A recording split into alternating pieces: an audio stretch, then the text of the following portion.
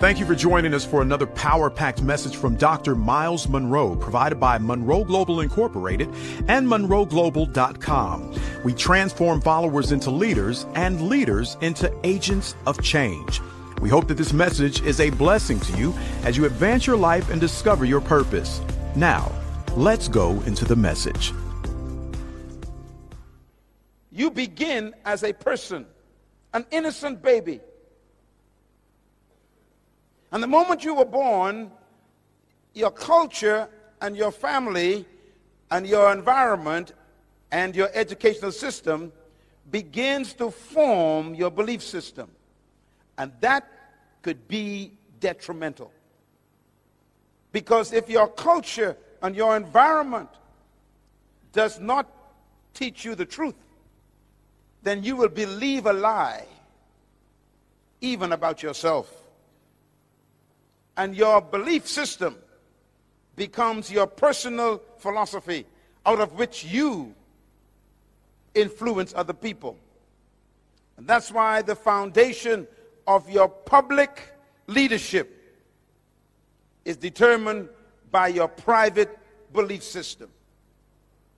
And that is why I am teaching you carefully, line by line, to challenge your ideas about yourself.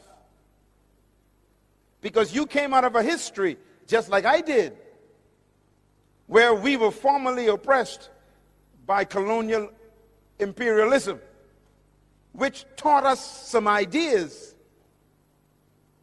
that were not true about you. You were trained to be maids and yardmen and farmers and workers on plantations and serving tea and cooking for people. You were not trained to own a business and build a company and lead a country and buy your own oil field or invest in your own gold mine. It's always somebody else doing it, because you've been trained that you cannot and should not try to own an oil company. And so we accept the idea. So our philosophy says we cannot own that. So we have been trained to be an employee, not an employer. As a matter of fact, we've been so brainwashed by the wrong philosophy that we are afraid to own things. We are afraid of success.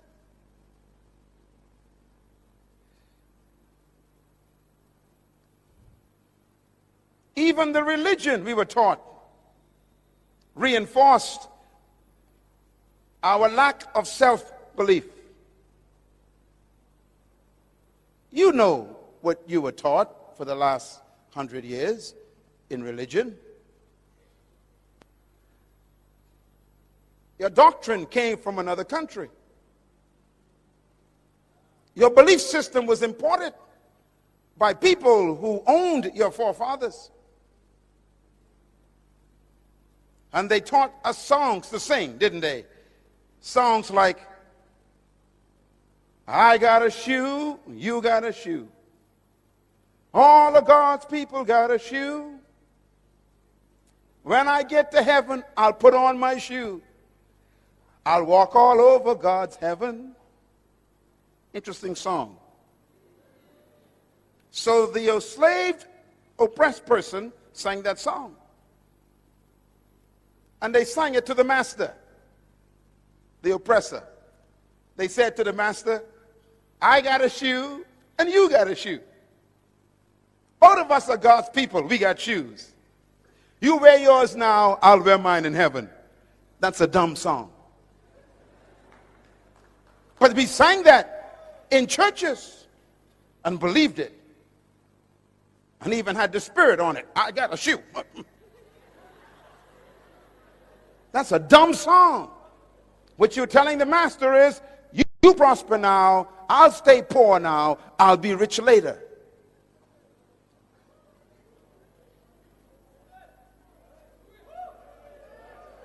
Something's wrong with that philosophy.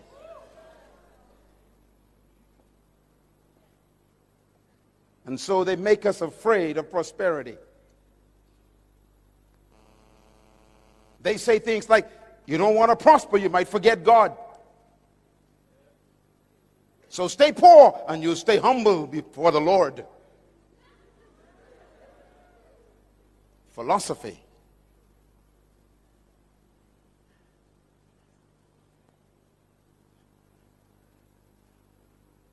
As a man thinks, so he leads. So the pastor who comes out of that philosophy preaches to his people. Stay away from politics. Stay away from money. Stay away from power. Stay away from influence. Just hang on until Jesus comes.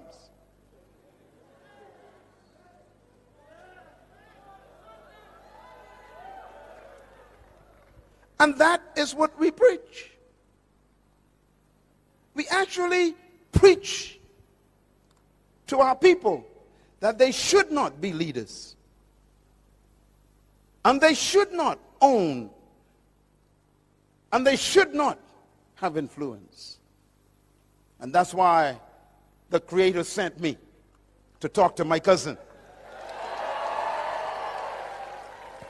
You are a ruler. You are a owner.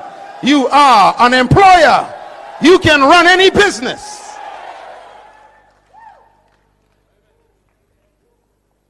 But you got to change your belief system. Let me show you a picture of a little boy. See that little boy? I wonder who he is. Can you tell me who he is? No one knows who he is. Just an innocent child. Remember, everybody is born as a person. This little boy came from a family, a broken home. His father abused him. His father was religious, but yet beat him, hurt him. And the little boy grew up with a twisted belief system about God. Let me show you who this little boy really is. That's the little boy. He looks so innocent, doesn't he? But the boy is really that man. That man was trapped in that boy. His name is Adolf Hitler. His philosophy was very serious because he believed in an idea that he picked up from the Romans. And I want to close this session talking about the Romans, because Papua New Guinea is ruled by the same ideas that the Romans had.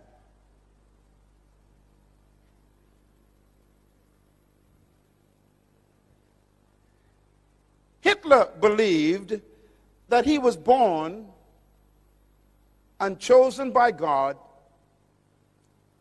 to restore the Roman Empire. He believed that. He believed that he was created and born to bring back the glory of Rome, and therefore he had to subdue all of Europe, because Rome ruled the whole world from Africa all the way to England. Rome was the most powerful empire and kingdom in history.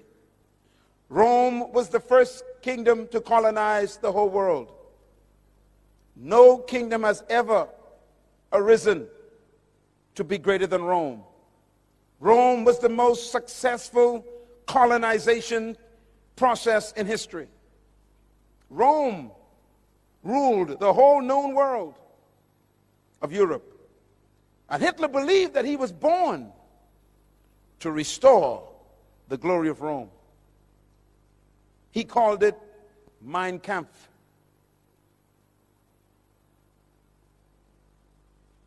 Where did the Romans get their ideas from? And this is important to think about leadership. The Romans conquered the Greeks.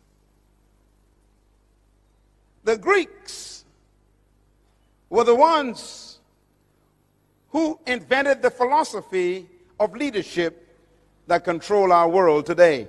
Please listen to me carefully. Because Jesus was born under the Roman Empire in a Roman colony controlled by Greek ideas. So don't miss this. The Greeks were the most influential philosophers in modern history. The Greeks were the ones who invented the ideas that control the world right now. As a matter of fact, the Roman Empire adopted the Greek philosophy when they invaded Greece. The Romans were so powerful that they conquered Greece and destroyed the Greek Empire, but they did not destroy the Greek libraries. The Romans are smart people. They took the Greek libraries and they adopted the Greek ideas and philosophy of leadership. And so the Romans became Greeks in thinking, but Romans in military power. I want to give you quickly why this is important to you in Papua New Guinea. Because Papua New Guinea is a product of the Romans. And Papua New Guinea was ruled by Greek ideas. And that's why we are having difficulty right now with the mentality of the Papua New Guinea people. So you have to listen carefully what I'm going to say. I'm going to talk about your future and your past. The Greeks believed certain things about humanity and about leadership. The Romans adopted them, and the Europeans used them, and they colonized Papua New Guinea. And they used the same ideas of the Greeks to control Papua New Guinea. Papua New Guinea is a very young country. You are still battling with Greek ideas. I'm going to prove it to you. Because every colonization process carried the Greek idea and subdued the people. What did the Greeks believe that's important to you? Write them down. Number one, the Greeks believed that leadership was a product of natural endowment. Very important words. The Greeks believed that leadership was a product of natural endowment. What does this mean? Some of you know about the Greek philosophers who changed the history of the world. Let me give you a few of their names. Plato, very powerful Greek thinker. Aristotle, very powerful Greek philosopher. Socrates, a very powerful Greek thinker. These are the kinds of thinkers who gave their ideas that control the world today. I always tell people that the world is ruled by dead men. Our countries today, including Papua New Guinea, is ruled by dead men. How? Because they left their ideas with us. Ideas outlive humans. And ideas are more powerful than death.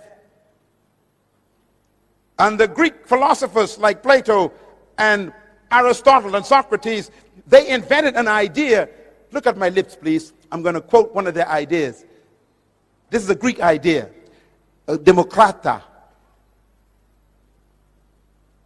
Demokrata. is a Greek word. The Greeks invented the idea of democracy. Democracy is not from the Bible, it's from Greece.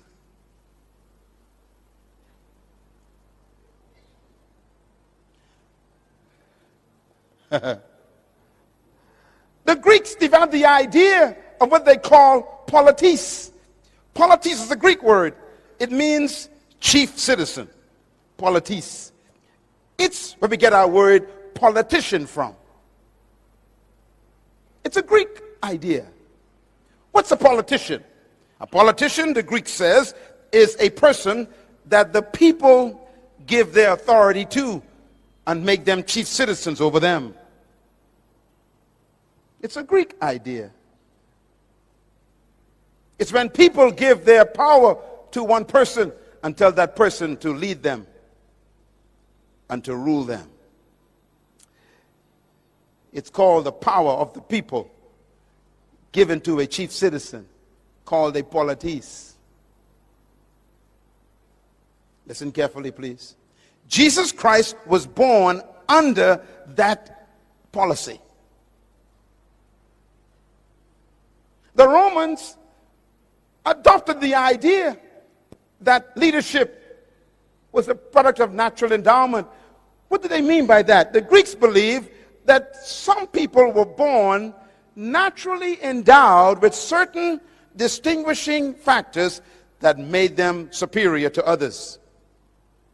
For example, listen carefully. The Greeks believe, number two, that leadership is a product of birth traits. Birth traits. What do we mean by that? The Greeks believe that certain people were born naturally endowed to be leaders because they had certain traits that made them superior to other humans. For example, the Greeks believed that if you were born with sharp nose and blonde hair and blue eyes and thin lips, you were automatically a leader.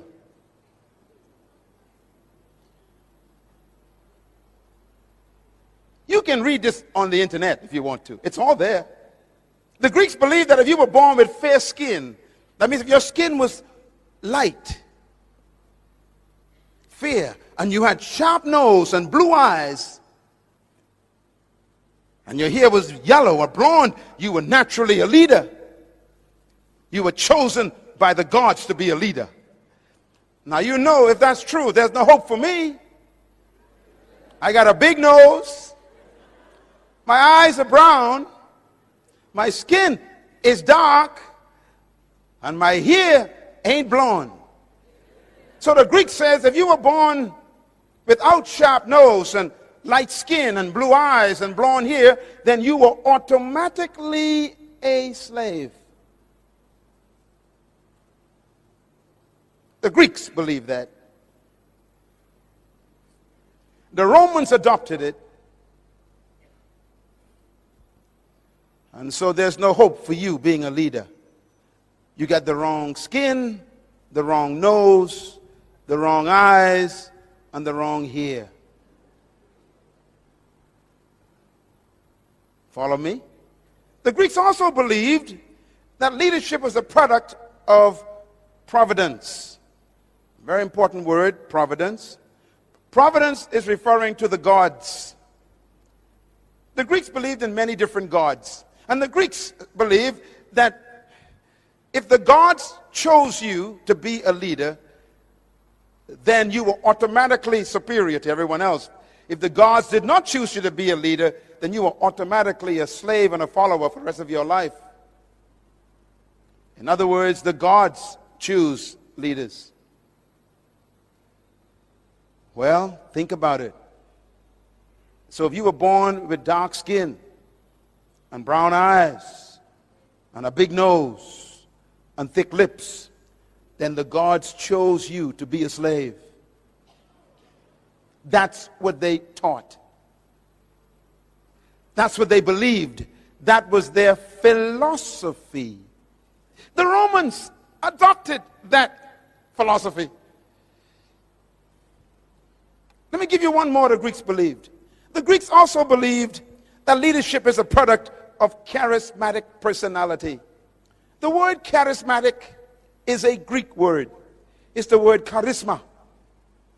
Do you know what it means?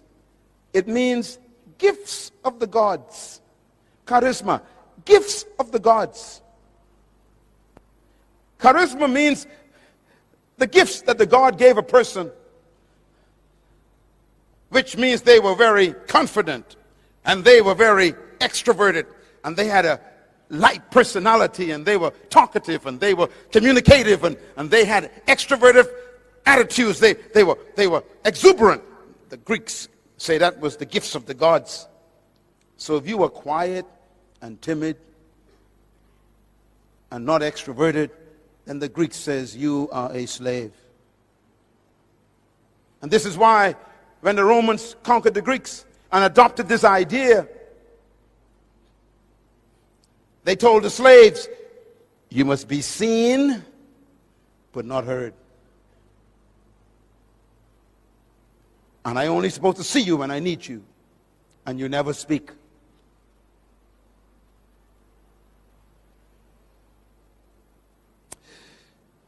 Leadership ideas. And finally, they believed that leadership was reserved for an elite group of people who were destined to be leaders in the world, and the rest of us were destined to be followers. I'm trying to teach you something that's very serious, because the Romans adopted these ideas and made them their culture. The Romans conquered all of Europe, from Africa to Scotland. They conquered the whole of Europe, and they implemented their ideas. So when they met people who were not like them, who didn't have blonde hair or light skin or sharp nose or blue eyes, then they automatically considered them subhumans. The Romans used the word for themselves. They said, we are superior, chosen by the gods. They called themselves the Aryan race.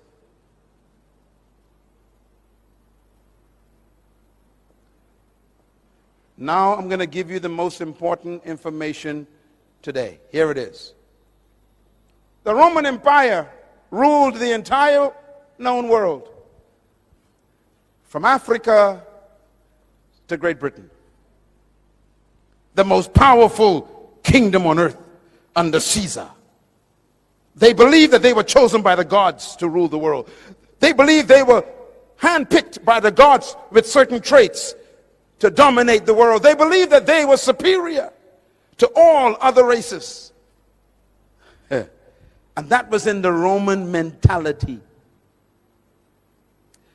Do you know how Rome was defeated? No one could defeat Rome. It was the most powerful empire in history. It had the most powerful army in history. No country could defeat Rome militarily. It was so powerful that when Rome showed up, everybody bowed. And that's why you hear the statement, when in Rome, you do as the Romans do. Wherever they went, they colonized the whole world. And Jesus Christ was born right in the middle of the Roman Empire. He was born in an empire which believed that he was automatically a slave.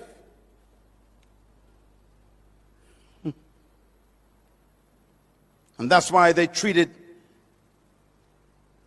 the Jewish people through whom he came as dogs.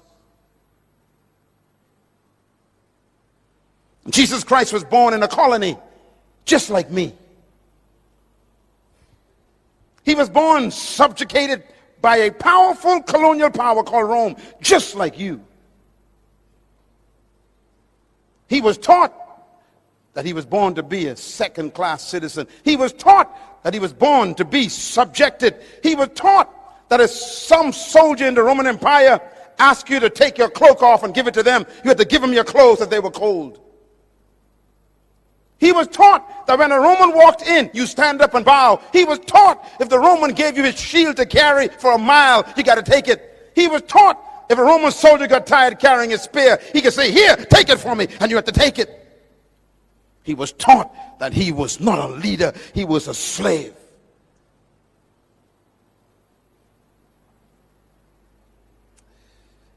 He was born in a colony, just like you, just like me. Listen carefully. And that's the mystery of Jesus Christ. He was born under that culture, but never allowed the culture to be born in him.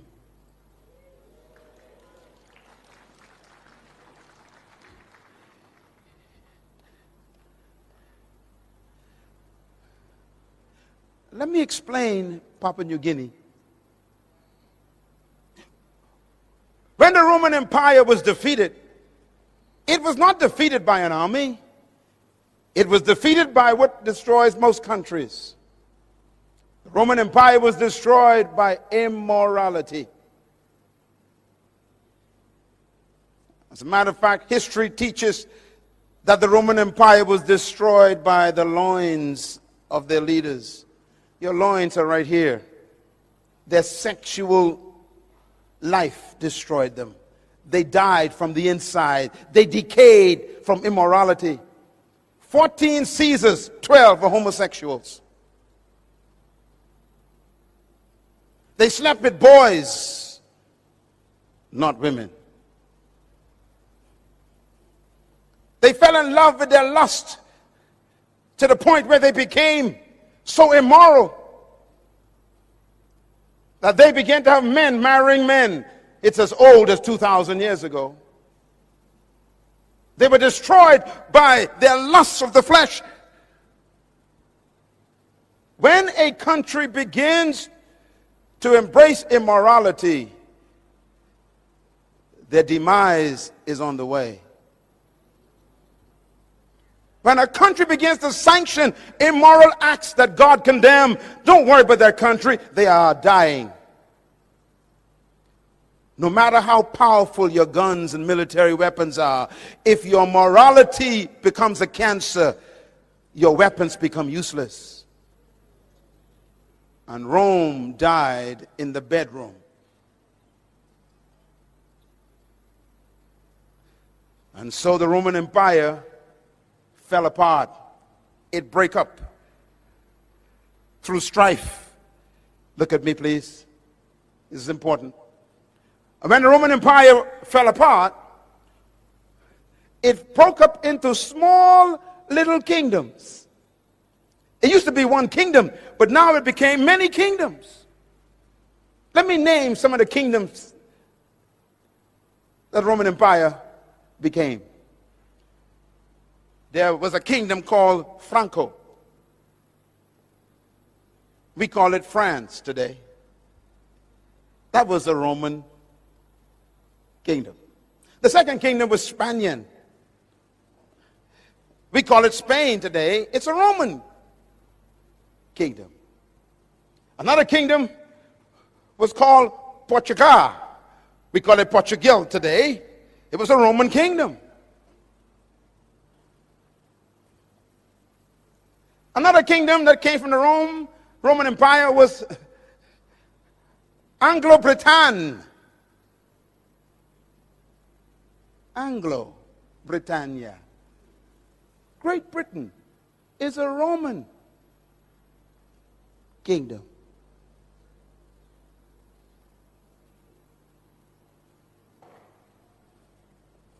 We call them England today. Anglo. Light skin.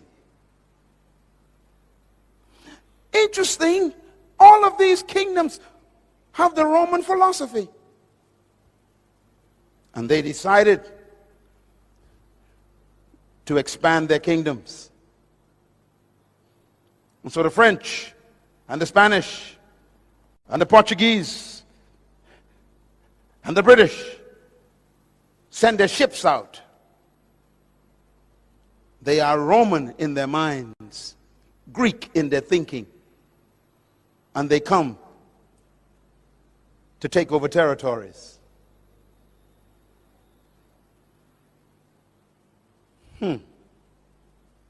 So they began to invade islands and continents.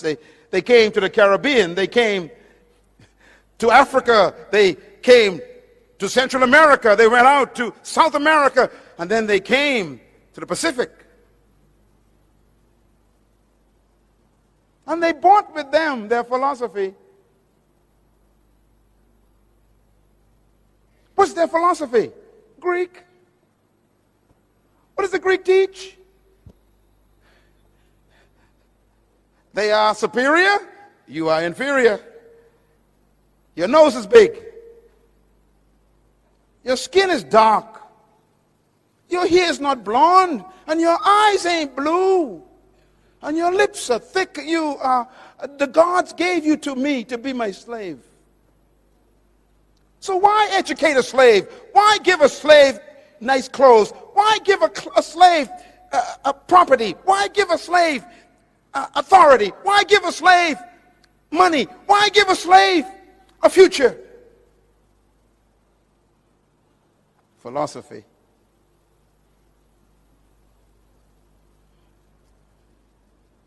And so is the story of colonization. It's easy to sell a slave. After all, they're not chosen by the gods.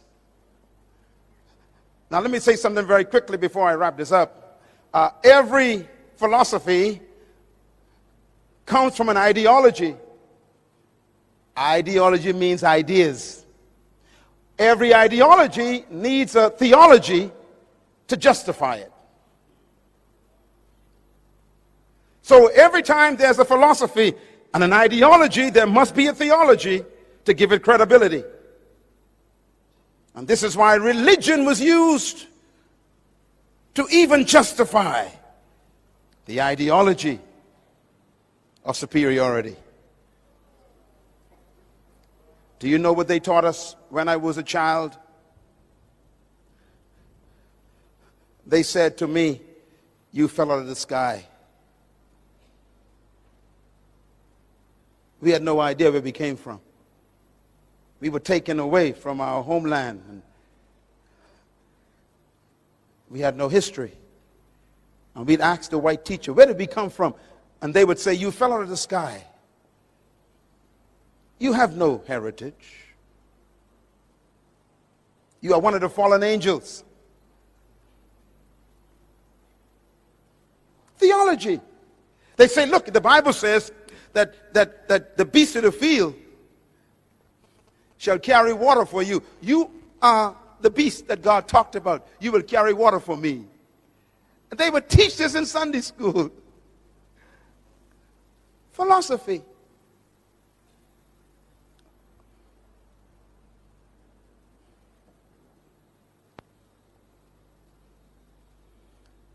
And here we are now, still under Democrat. 200 years of conviction that you are not equal to others. 200 years of miseducation that you cannot think sophisticatedly. 200 years of believing that others with certain traits are much more superior and more intelligent and better than you. Philosophy. And so they say, you must be quiet. You cannot speak much. You're not supposed to express your ideas. You keep your thoughts to yourself. Just make tea. You're not supposed to speak up when you see something going wrong. How dare you? You're not smart enough to see what is wrong.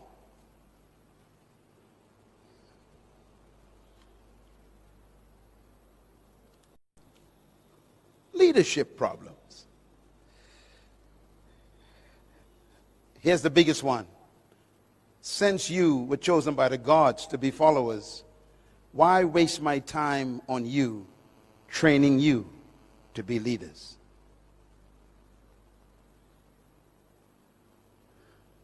So if you study all the colonies in history, including mine, where I'm from, the colonizers never trained leaders.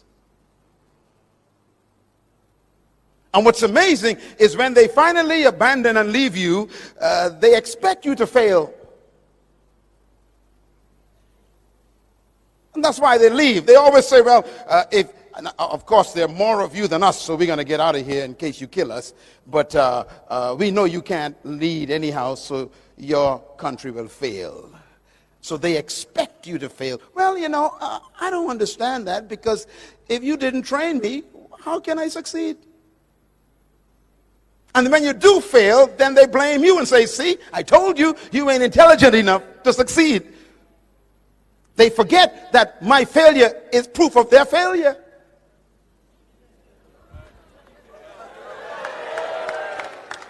And that's why this leadership training series is important. I have come to correct 200 years of history. You are a leader. You can run this country. You can lead the world.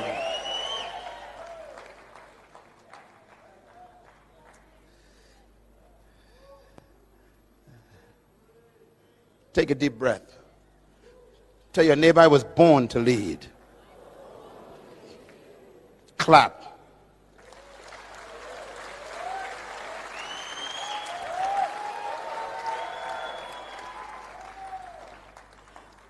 I want to show you this before we go, because it's so important. All the world leaders, if you study them, they're all battling with these issues. And by the way, in one of my books, I did research on what happens to a people who have been oppressed for over 100 years. And I discovered that they all have the same problems. I used a case study of the children of Israel in Egypt.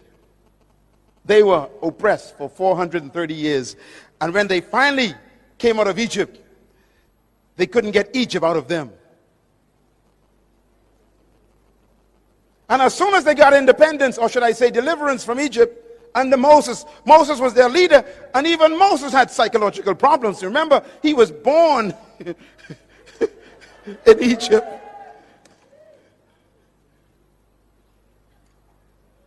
But you'll remember that when they came out of Egypt, they didn't go into freedom. They was just delivered. Don't confuse deliverance with freedom. Papua New Guinea is not free yet. You are simply delivered. You are in the desert.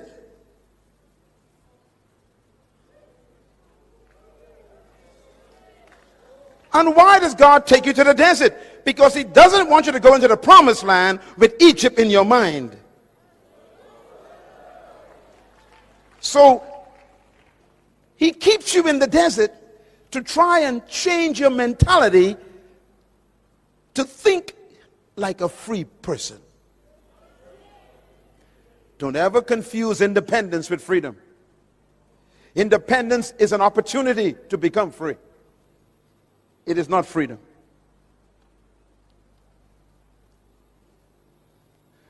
They were delivered from Egypt. They were independent from Egypt, but they still wasn't in the promised land. You are not yet in the New Guinea that God promised you yet. Because that Papua New Guinea requires a new kind of mentality.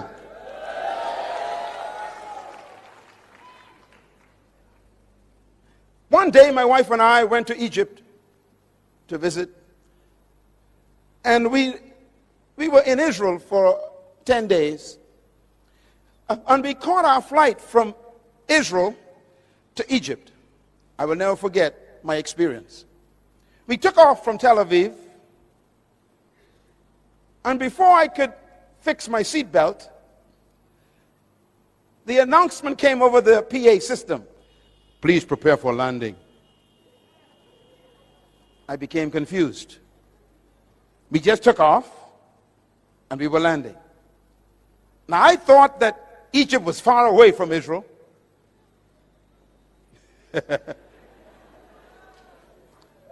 And so I became confused. I said to the flight attendant, I said, excuse me, ma'am, is there a problem? She said, why? I said, why are we landing? She said, we are about to enter Cairo, Egypt. I said, but we just took off from Israel. She said, yes, sir. I said, but we didn't fly. She said, I know. I said, we're landing. She said, yes, we're landing. I said, wait a minute. It's only been 20 minutes. She says, yes. I said, wait a minute, lady. I was in Israel. That's Canaan, the promised land. And in 20 minutes, I'm in Egypt. She said, yes. I became confused. I started calculating. Let's see. 40 years.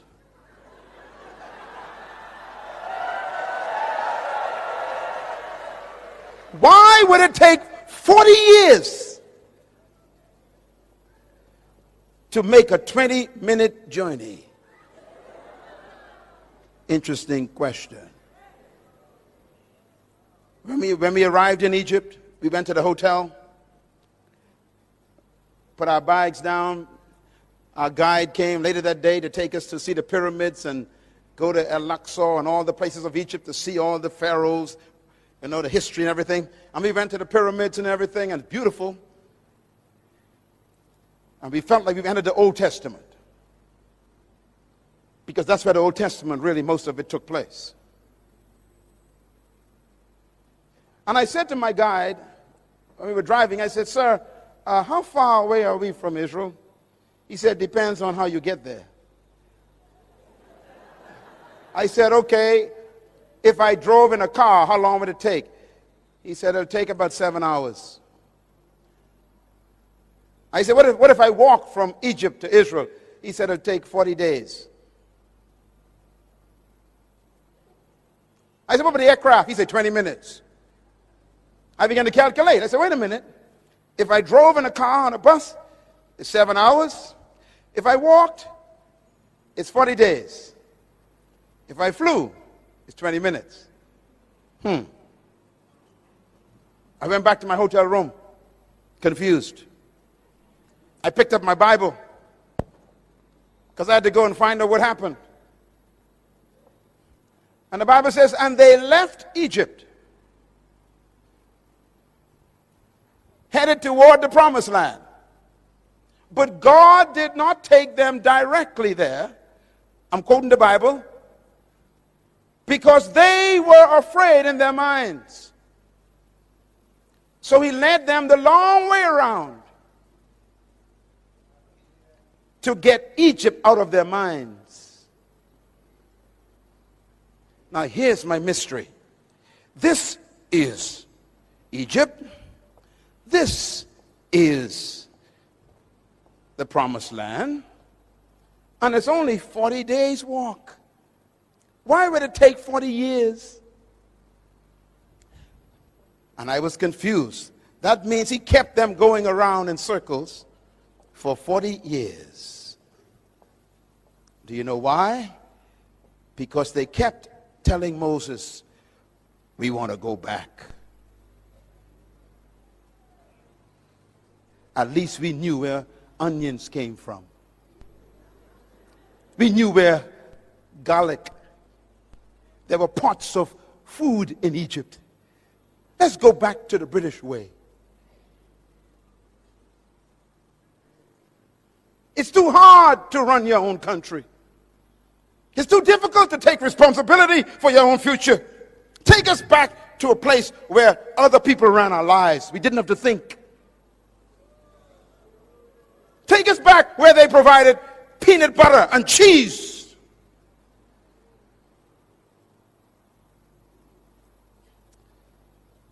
And God says, none of you will enter the promised land because you don't want to get rid of the Egypt thinking. So he led them for 30 years. Do you know why? Because 40 years is a generation. That means he kept them going in circles until he got what they were carrying. They were carrying the next generation. Joshua was not born in Egypt. He was born in the wilderness. Caleb was not born in Egypt. He was born in the wilderness. There are some people in this room who cannot make it to the promised land of the new Papua New Guinea. Why? They still want to go back.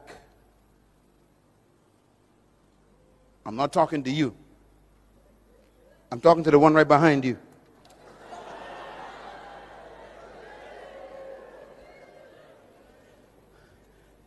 And this is why the young generation is the hope of Papua New Guinea. And I say to the older members of this great country, ask God to change your mind. Ask him to deliver you from the scent of oppression. Ask him to give you a miracle, not in your body, but in your mind. Because their mind kept them out of the promised land. It's amazing. God healed their body, but never took them to the promised land. He fed them food, but never took them to the promised land. He kept their clothes for 40 years, but never took them to the promised land. In other words, God will preserve you until he gets what you want from you, and then he'll kill you. If you don't want to change your mentality, he'll bury you in the desert.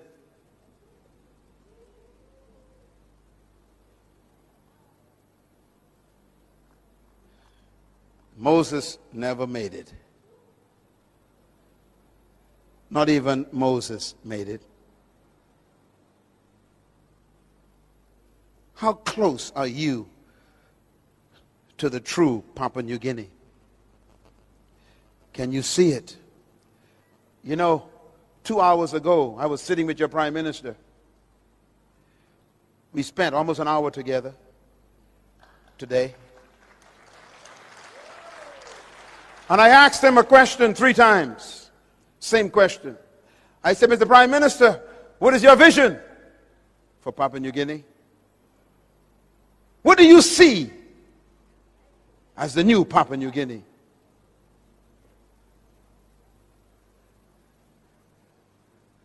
And he talked about what he saw.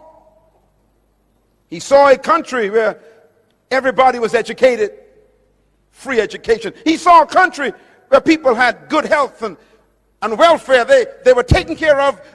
Diseases were almost non-existent. He saw a country where opportunity for people to own companies and to build businesses and to have share in the investment of their country. He said, I see this. And I told him, then you need to educate. You need to provide free education for every child in Papua New Guinea. Because until their mind is free, they are stuck in the wilderness. Sitting in this room are some of the greatest leaders in the world. And I believe that with all my heart. You are an awesome leader, young woman. But you have to unlearn what you've been taught by history. You must be free from the Greek mentality and the Roman ideology. You must be set free from the spirit of colonization and believe that you can govern this country effectively by God's help. I beg you today to be delivered from Greek philosophy, because I too was a victim. Now let me close with how I got delivered. You want to know how I got delivered? Traditional leadership teaches that leadership is controlling and imposing your will on people. That is not true leadership. Secular leadership says that leadership is management of people. Leadership means you are superior to the followers. They teach that leadership means that you are served by your followers. They teach that leadership is measured by how many people serve you. This is not leadership.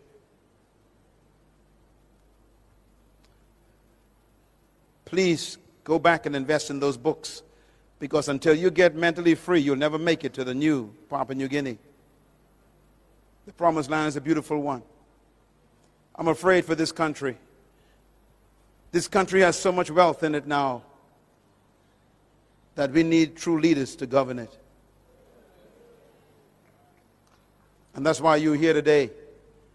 Maybe God is preparing you to go into political life, to govern this country in the fear of God, intellectually stimulated by the truth about yourself, where you do not harm people for your own private ambition.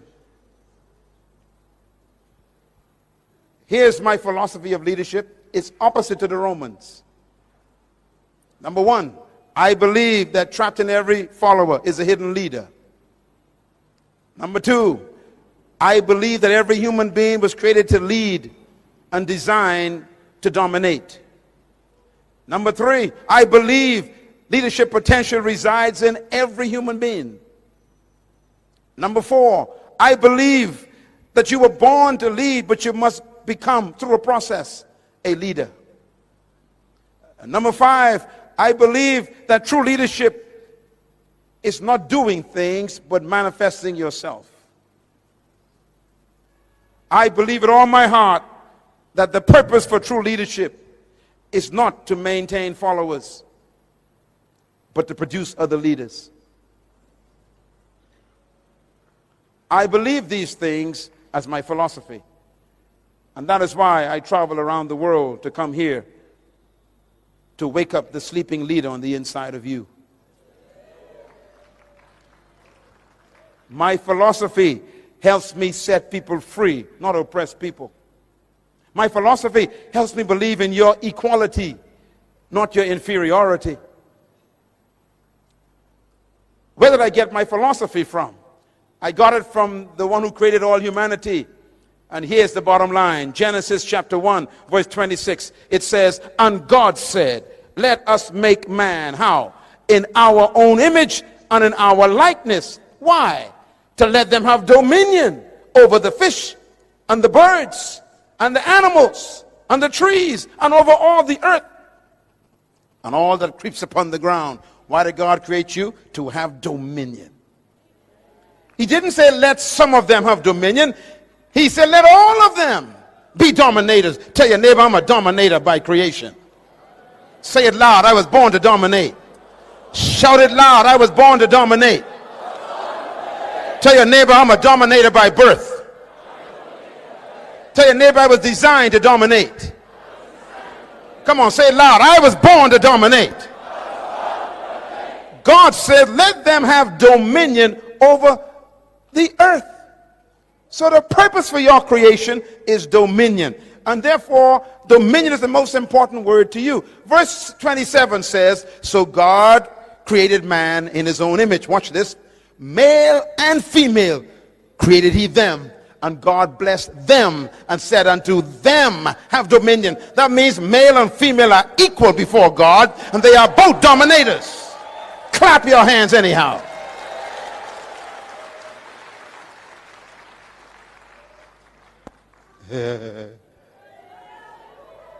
My wife and I are equal, but different.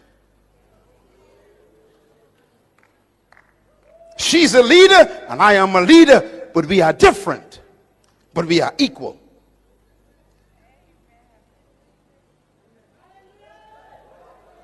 Male and female created he them, and God blessed them and said unto them, both of them, have dominion. In other words, the word dominion is an important word.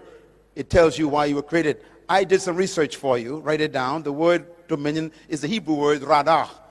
R-A-D-A-H. And here's what it means. It means to govern, to rule, to control, to master, to manage, and to lead. In other words, God gave you birth to have dominion over the earth, to lead. And here's the bottom line. If God created you to have dominion, which means to govern, to rule, to control, to lead, to master, then that means he built into you the ability to do it. God built into the seed the ability to become a tree. But the seed could die as a seed.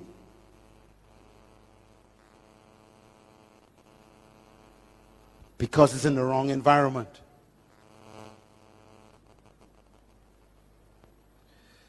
For 180 years, some of our countries have been in the wrong environment. We've been fed Greek ideas. And so we can't come forth. And that's why this leadership conference is here. Not to make you superior to anyone, to simply make you yourself. You are a leader, a dominator, a ruler, a governor, a master, a controller. Ladies and gentlemen, let me put it this way. He said, let them, which means male and female, every human being is a leader trapped on the inside. And here is the mystery of how it works. When I first met this beautiful lady, when I first saw her rather, Mother Teresa, before she died, what a woman. She was 4 feet 5 inches high. Little lady. She weighed 102 pounds. And she spoke to the United Nations. She was a nun. What made her so powerful? She discovered her gift. She discovered her purpose, her passion. Listen, please. Whatever you were born to be is trapped inside of you.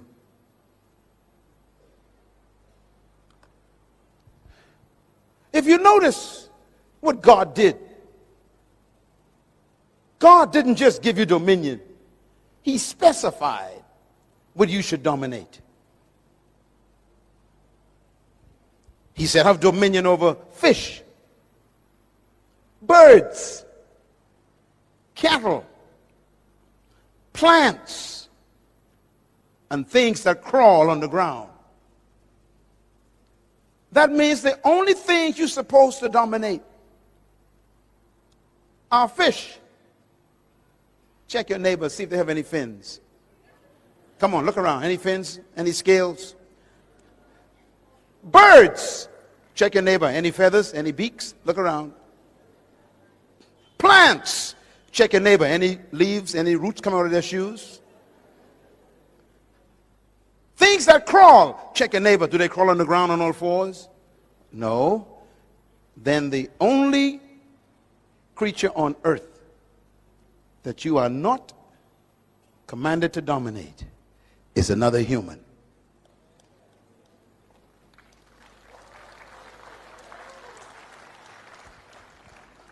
And that is why, in order for slavery to work, they must reduce you from being a human.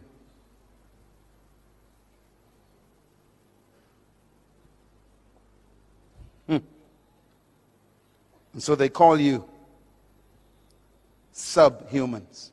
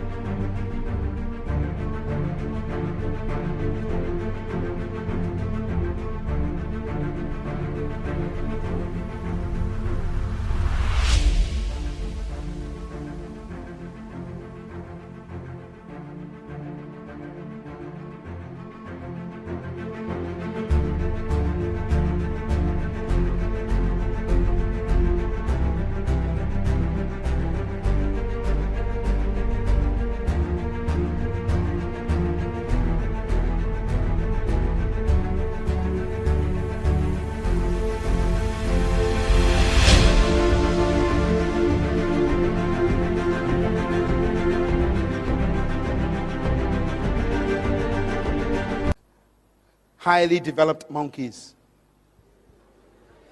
sophisticated chimpanzees, intelligent gorillas. They just don't want to make you a man, a human. Why? If you're a human, they can't dominate you.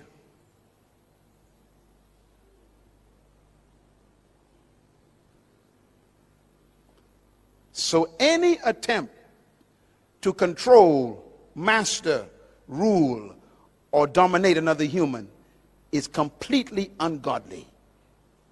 That includes even a pastor trying to dominate his members.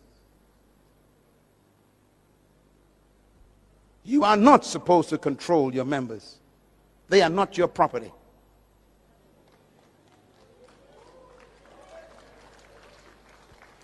You are not to control and own anyone in your company.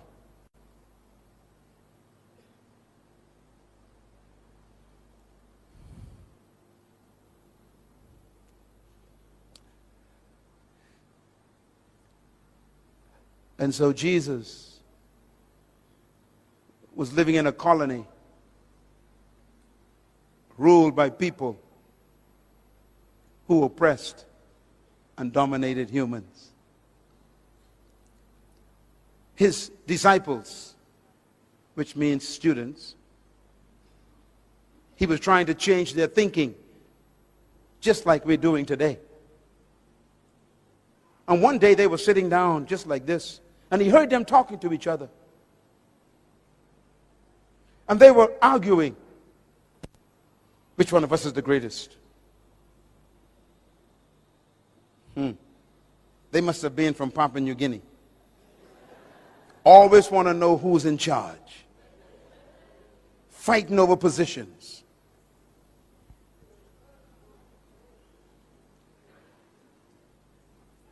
And he said to them, "What are you discussing?" He heard them, and they were so embarrassed. He said, "Are you asking who's the greatest among you?" And the Bible says he called a little child. He says, "Come, baby." And he put a child in the middle of them. He said, "The greatest among you is like a child.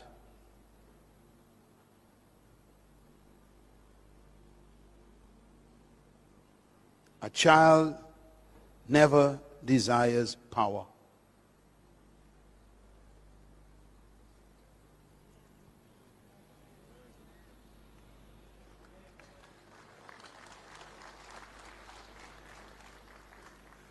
Two days later,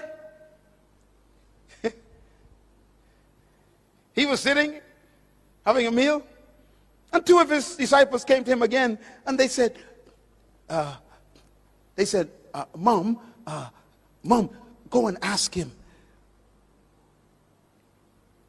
if both of us could become deputy prime ministers when he become king of his kingdom. Forget the other 10. Make sure look out for ourselves, Mom." He listened to a woman. And their mother went to Jesus and said, "Sir, good master, will you make sure that my two boys sit on your right and your left when you come into your kingdom?" And Jesus was shocked. And he said, "Woman, first of all, you don't know what you're asking. You can't ask for leadership positions.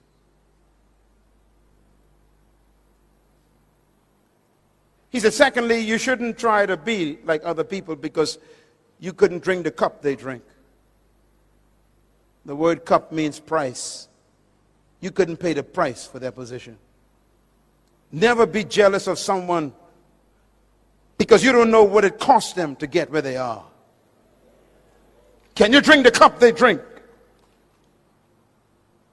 Leaders don't become jealous of other people's positions.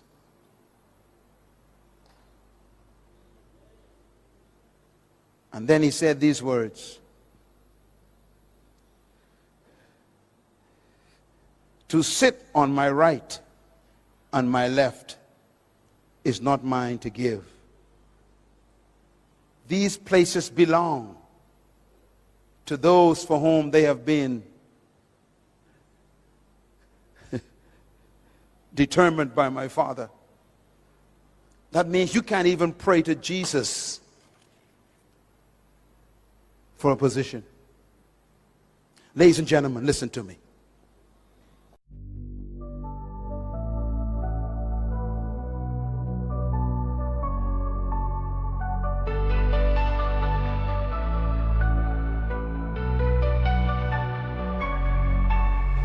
Whispers in the night, soft and out of sight.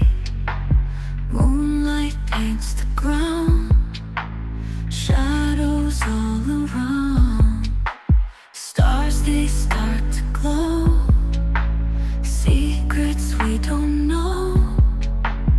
Winds begin to sing, echoes of a dream. Mystic dreams unwind, lost within our mind.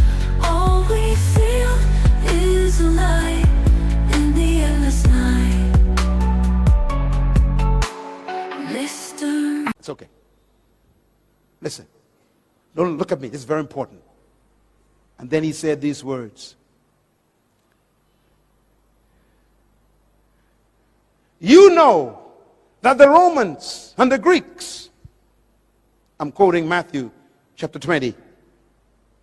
You know that the Romans and the Greeks love to lord it over one another and lord it over the people. The word lord means to own something. That's why you call your landlord.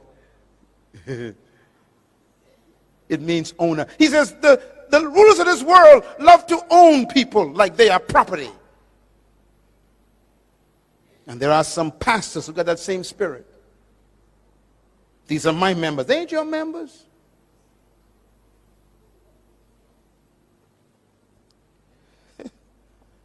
The Apostle Peter says, pastors, do not lord it over God's flock. The same word Jesus used for the Romans.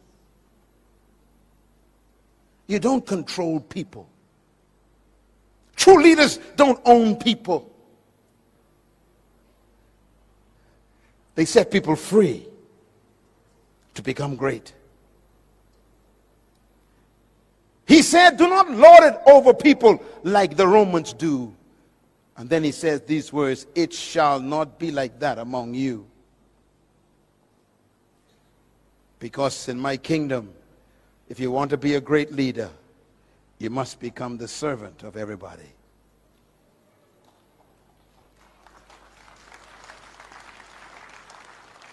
And that means true leaders serve their gift to everybody. It doesn't mean to become a subservient. It means to serve yourself to your generation, to give your gift to humanity. I'm doing that right now. This is my gift. My gift is training third world leaders. This is my gift. What is your gift? Because your gift is your area of leadership. And that's why great leaders never seek followers. They seek to serve themselves to their generation. He ends the seminar with this statement. He says, just like the Son of Man did not come to be served, but to serve himself, a ransom for many. Thank you once again for listening to this message, as we hope that it has been a blessing to you. Our goal is to show you new paths and opportunities so that you can discover your purpose. It is your love, support, and partnership that makes Munroe Global possible. Please visit us online at www.munroeglobal.com for more product, partnership, or to join us at one of our live events around the world.